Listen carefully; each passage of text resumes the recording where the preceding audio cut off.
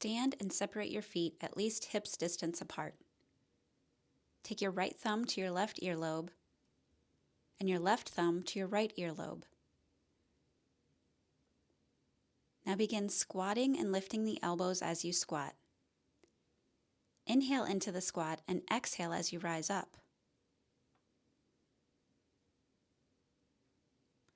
Clinical trials have shown that this Kriya helps with mental focus, memory, and mood.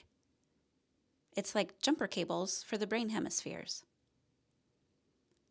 Gently squeezing the earlobes stimulates the pituitary and pineal glands.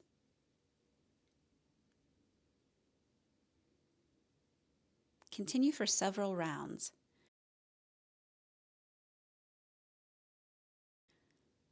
When finished, notice if you have nostril balance.